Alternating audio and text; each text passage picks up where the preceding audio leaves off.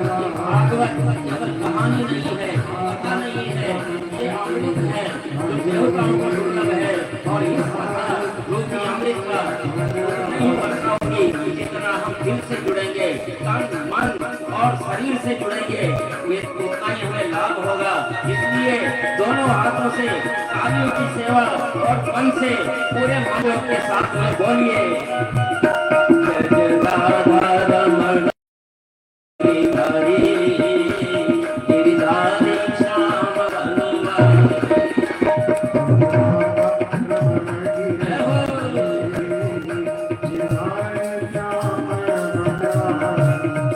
जय जय राधा रमण जय जय राधा रमण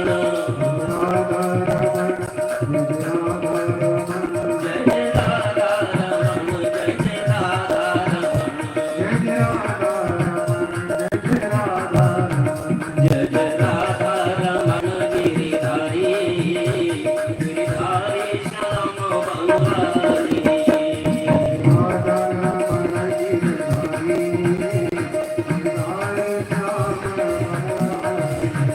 गिरिधारी श्याम वनवारी गिरिधारी श्याम वनवारी गिरिधारी श्याम वनवारी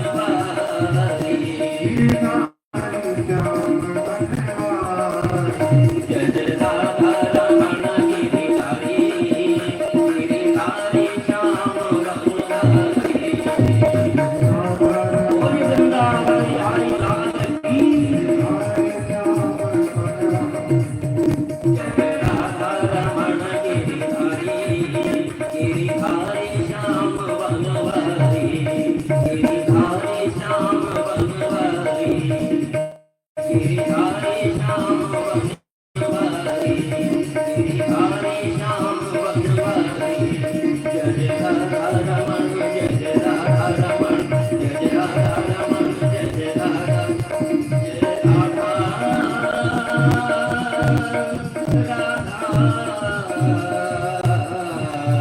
राधा जय जय राधा रमण गिरिधारी गिरिधारी श्याम वनवारी गिरिधारी श्याम वनवारी गिरिधारी श्याम वनवारी गिरिधारी श्याम वनवारी।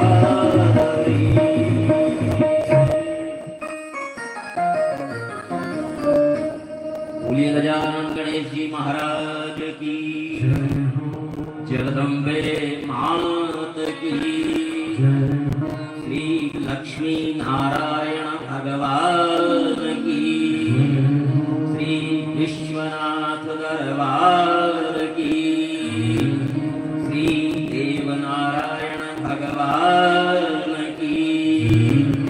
बोलिए हमारे यजमान के पितृेश्वर भगवान की, ओंकारनाथ भगवान की, श्री भागवत भगवान की, श्री राधिका रानी की, श्री सद्गुरुदेव महाराज की। जय जय श्री राधे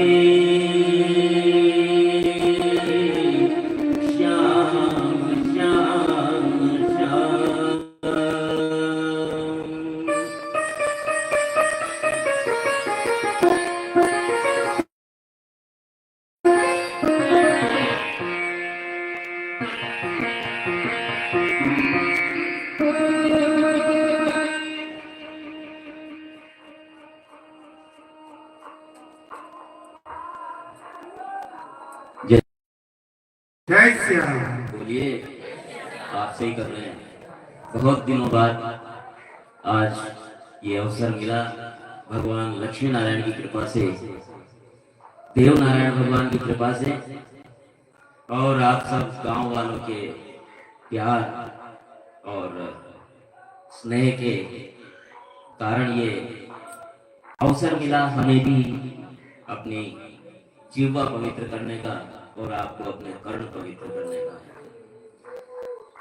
ये इस स्थान का महत्व है, इस स्थान की पुण्याई है कि आज यहाँ भागवत भगवान पधारे हैं। गंगा जी प्रातः काल यहाँ आई और अब गंगा जी ने यहाँ का वातावरण सब पावन पानी पुनीत किया और अब भागवत ज्ञान गंगा यहाँ प्रभावित होने जा रही है।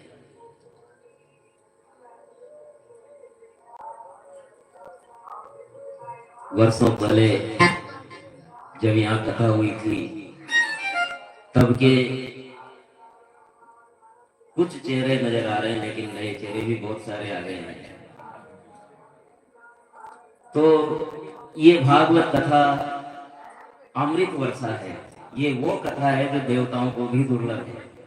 देवता भले ही स्वर्ग में रहते होंगे, लेकिन उन्हें ये भागवत कथा उपलब्ध नहीं है, क्योंकि जब परीक्षित को सुखदेव जी महाराज कथा सुनाने लगे थे ना, तो देवता लोग अमृत का कलश लेके आ गए थे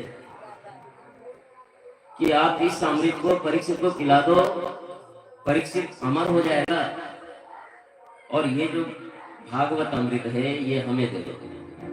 लेकिन सुखदेव जी महाराज ने कहा कि तुम्हारी औकात नहीं है, इस भागवत अमृत को पा सको ऐसी तुम्हारी औकात नहीं है। तुम्हारी भोग बुद्धि है, और जहां तक भोग बुद्धि रहेगी वहां तक भागवत अमृत नहीं मिल सकता। और यूं मानो कि जन्म जन्मांतर के पुण्य उदय होते हैं, तब भागवत कथा के श्रवण का सौभाग्य बनता है।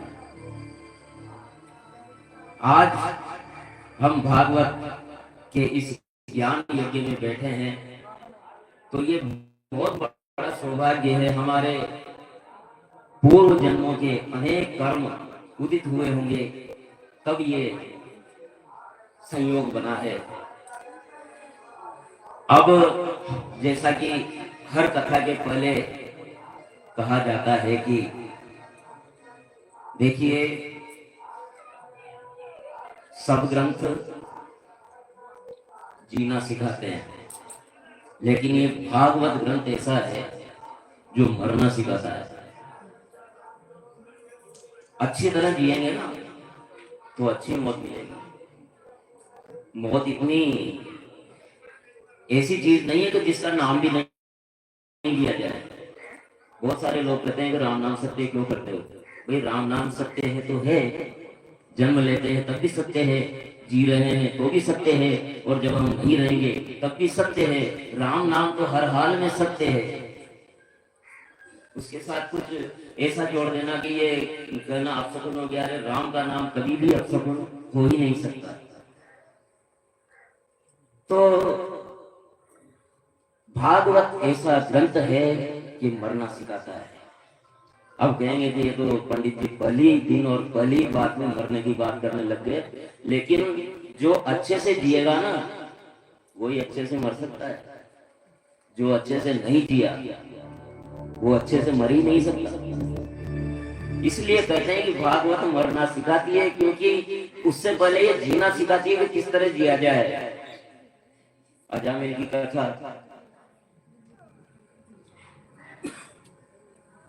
क्या हुआ, अपने पुत्र का नाम नारायण रख दिया, नारायण नारायण करते करते, और लेकिन ऐसा नहीं है। अंतिम समय में उसने नारायण नाम लिया, भले वो पुत्र के नाम से लिया, लेकिन आसान नहीं है। अजामिल के मुख से अगर नारायण नाम आ गया तो आसानी से नहीं आ गया है। वो पूर्व जन्म का एक सिद्ध मुनि था, और किसी साप की वजह से उसे योनि तो ब्राह्मण की मिली, लेकिन वो वेश्या के संसर्ग में पड़ गया और पथभ्रष्ट हो गया। लेकिन वो जो पूर्व जन्म के कर्म थे ना, उसका प्रभाव था कि अंतिम समय में पुत्र के ब्याज से सही, पुत्र के बहाने से सही, लेकिन नारायण का नाम आ गया। और जैसे ही नारायण का नाम आया, विष्णु भगवान के पार्षद वहां आ गए।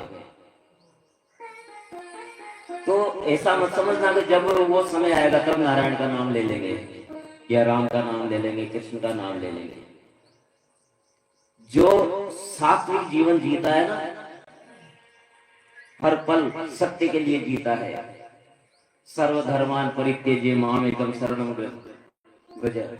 भगवान कृष्ण जब ये कहते हैं तो वो कहते हैं कि मैं सत्य रूप हूँ, मेरी शरण में आ जा। सत्य जीवन, सत्यनारायण का व्रत सब करते हैं, लेकिन सत्यनारायण का व्रत क्या है? केवल भूखा मरना नहीं है।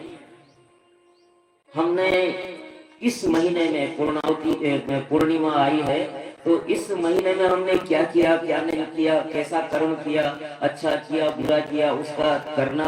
और अगर कोई बुरा कर्म हमसे बनाए तो आगे नहीं बने, इसका व्रत लेना, ये पूर्णिमा का सत्यनारायण का व्रत है। और जो सत्य व्रत लेकर के जीता है, उसके अंतिम समय में वृंदावन का वट होता है, यमुना का तट होता है और कन्हैया का सानिध्य होता है। इसलिए कहते हैं कि भागवत ये परीक्षित का ये प्रसंग हमें बताता है। बोलिए भागवत भगवान की जय हो।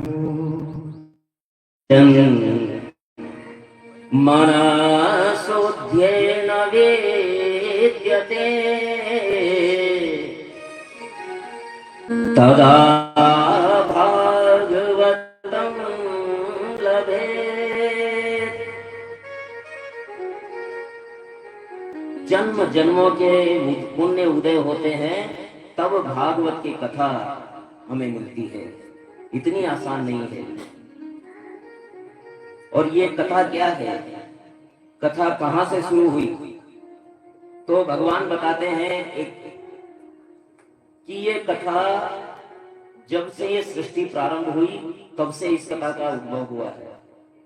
जब ये सृष्टि पैदा हुई तभी से कथा का भी प्रारंभ है, क्योंकि 18 पुराण में सृष्टि का यही क्रम है कि सबसे पहले शून्य था, वो परब्रह्म शून्य में लीन था, फिर उसे अपने से ही अनेक होने की भावना की, तब उन्होंने एक अंड का प्रयोग किया। उस अंड से एक पुरुष का प्रमाण प्राकट्य हुआ और उस पुरुष ने फिर अनेक वर्षों तक, हजारों वर्षों तक तपस्या की, उसके रोम रोम से जलधाराएं फूटी और पूरा वातावरण, पूरा ब्रह्मांड जलाप्लावित हो गया और उन्होंने जल में स्नान वास किया, इसलिए भगवान का नाम नारायण हो गया। नारायण पैदा हुए तो उनकी नाभि से कमल हुआ, और कमल पर कौन पैदा हुए? बोलो जरा। विष्णु की नाभि से कमल, और कमल से कौन पैदा हुए? बोलने की जरूरत नहीं, बोल सकते हैं। कौन पैदा हुए? ब्रह्मा जी। कमल में ब्रह्मा जी पैदा हुए। ब्रह्मा जी ने देखा कि मैं कौन हूँ, कहां से आया हूँ, किसने मुझे पैदा किया है, तो फिर वो कमल नाल में अंदर गए, क्योंकि जहां से ये आ रही है वहीं से मुझे पता लगेगा कि मेरा उद्भव कहाँ है। नीचे गए, अंधकार अंधकार और अंधकार, अंधकार से घबरा कर ब्रह्मा जी पुनः कमल पर आ गए और कमल पर आकर के तपस्या की, ध्यान किया, तो ध्यान में भगवान विष्णु के दर्शन हुए और भगवान विष्णु ने उन्हें बताया कि वो कौन है और क्या करने के लिए पैदा हुए हैं। ये भागवत जी का पहला प्रवचन भगवान विष्णु ने ब्रह्मा जी को किया, वहां से कथाओं का प्रारंभ हुआ।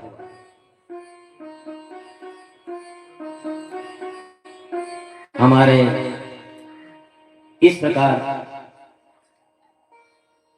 अब प्रलय जल से सबसे पहले जो प्रकट हुआ वो हुआ जम्बू द्वीप। जम्बू द्वीप छोटा मोटा नहीं है, ईरान से लेकर के और बर्मा से भी आगे तक, आजकल के मलेशिया, कंबोडिया वगैरह, ये सब जम्बू द्वीप के हिस्से रहे हैं। रूस, उत्तर में रूस भी। सबसे पहले जम्बू द्वीप निकला उस प्रलय के जल से, और प्रलय के जल से जम्बू द्वीप निकला। जम्बू द्वीप में भी जो सबसे पहले निकला वो भरतखंड निकला।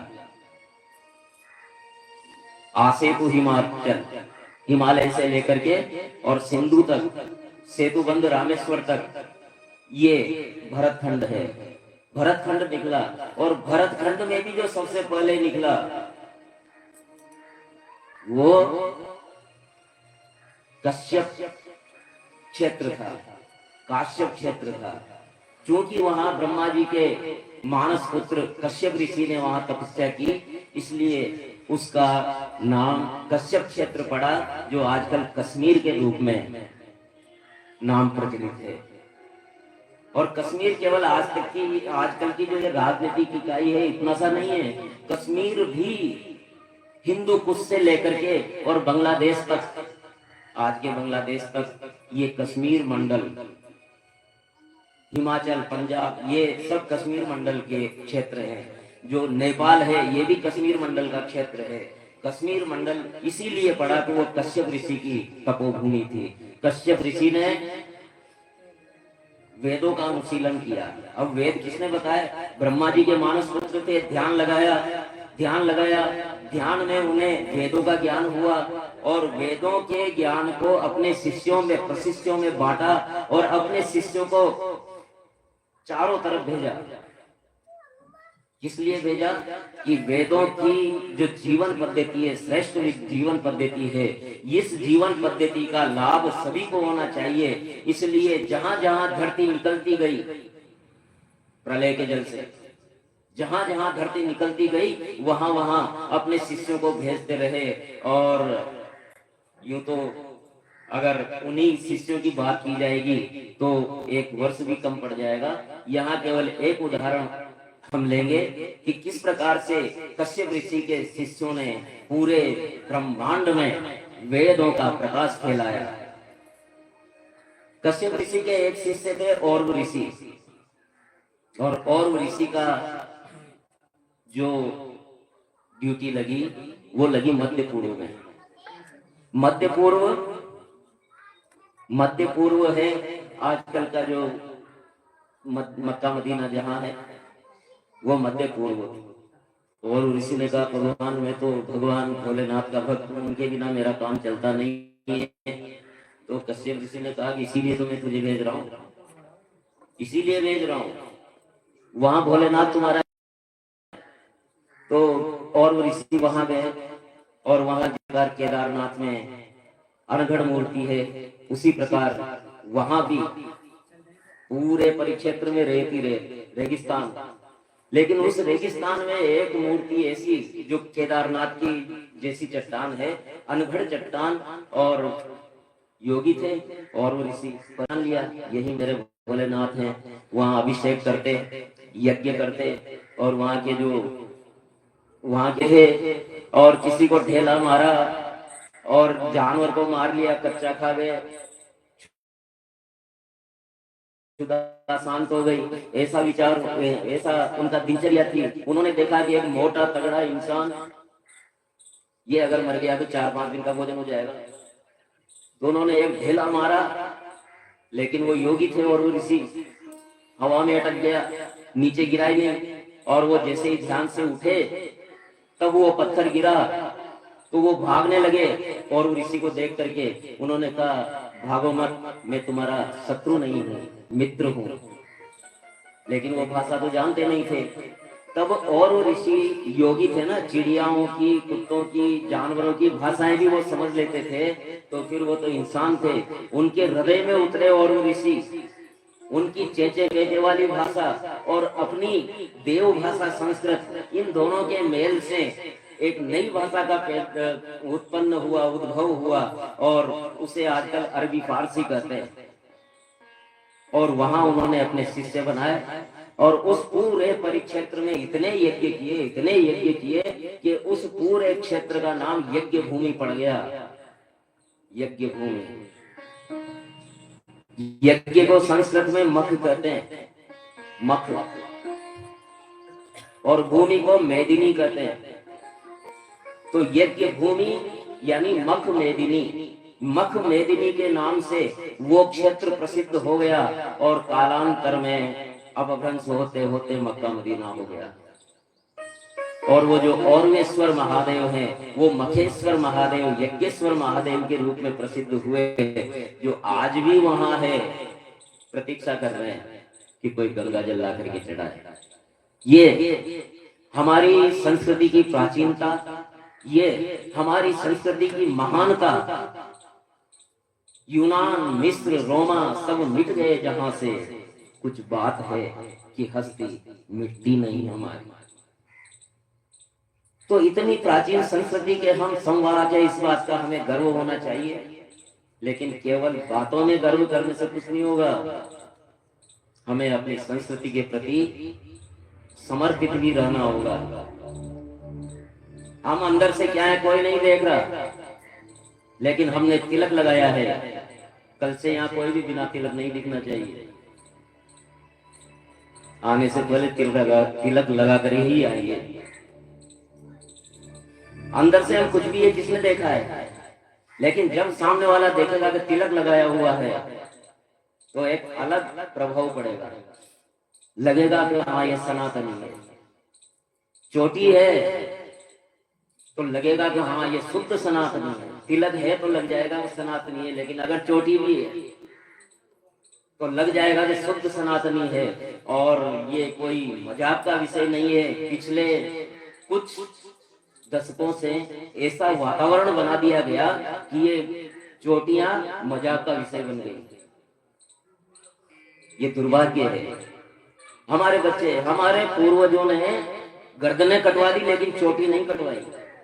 औरंगजेब कहता था इस्लाम कबूल कर लो, ये चोटी कटवा दो। कि नहीं, हम चोटी नहीं कटवाएंगे। तो तैयार हो जाओ गर्दन कटवाने के लिए। गर्दनें कटवा दी लेकिन चोटी नहीं कटवाई। लेकिन हमारे बच्चे आज नाई के पास जाकर के कहते हैं खुद मेरी चोटी काट दो। ये परिवर्तन होना चाहिए। अपनी पहचान के प्रति हमें सजग होना ही चाहिए। तो हमें गर्व होना चाहिए कि हम उस संस्कृति के संवाहक हैं जिसे पूरा विश्व जानता है। एक समय था जब प्रत्येक प्राणी धर्म सूत्र में अनुशासित होकर के अपना जीवन निर्वाह करता था। इसलिए कहा गया न राज्यं न च राजासी न दंड्यो न च दांडिका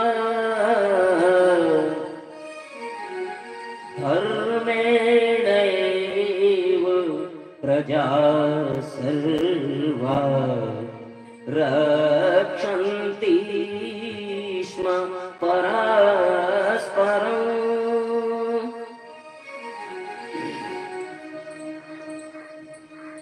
वो समय भारत ने देखा है जब कोई राजा न था, राज्य नहीं था। स्वयं सतयुग के प्राणी स्व अनुशासित होकर के एक दूसरे के अधिकारों की रक्षा करते थे। तब राजा की क्या जरूरत है ना? जहां आसमान से बातें करते मंदिर और शिवालय, जहां आसमान से बातें करते मंदिर और शिवालय, जहां डगर डगर और द्वार द्वार पर कोई न ताला डाले, कोई न ताला डाले, जहाँ चैन की बंसी रोज बजाता आए शाम सवेरा, वो भारत देश मेरा, वो भारत देश मेरा, वो भारत देश मेरा, वो भारत देश मेरा।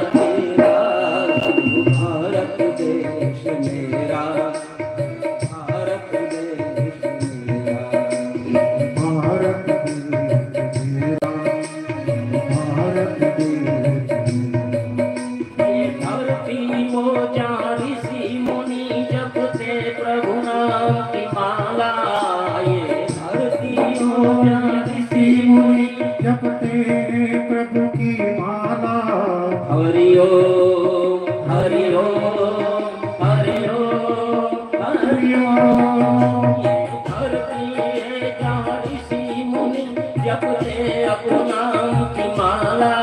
ये धरती है जहाँ ऋषि मुनि हरि नाम की माला, जहाँ हरि नाम की माला, जहाँ हर बालक एक मोहन है और हर राधा एक बाला, हर आला एक राधा जहाँ सूरज सबसे पहले आकर डाले अपना डेरा। वो भारत देश मेरा, वो भारत देश मेरा, जहाँ डाल डाल पर सोने की चिड़िया करती है बसेरा। वो भारत देश मेरा, वो भारत देश मेरा। बोलिए भारत माता की। आज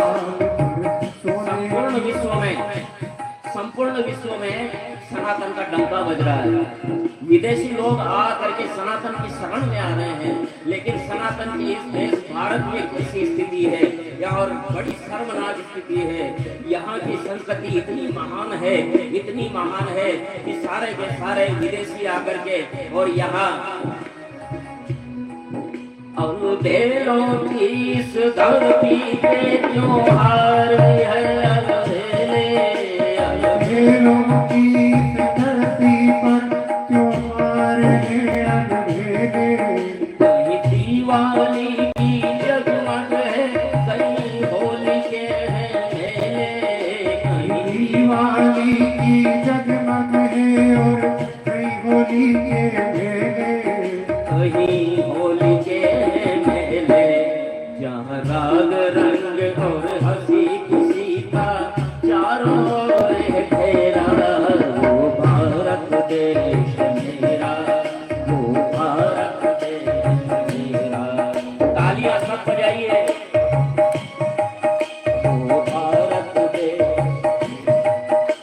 डाल डाल पर सोने की चिड़िया करती है बसेरा। वो भारत देश मेरा, वो भारत देश मेरा।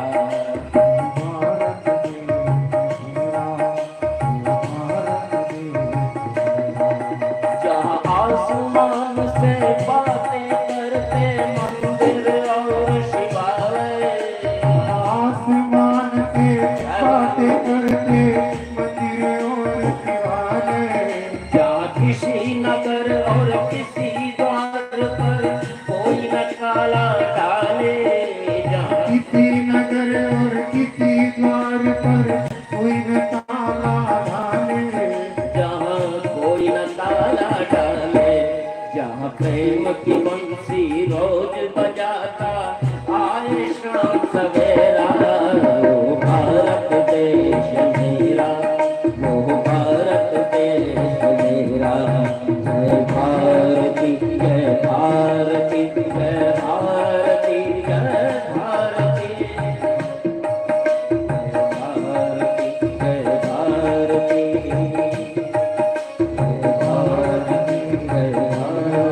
जय भारती।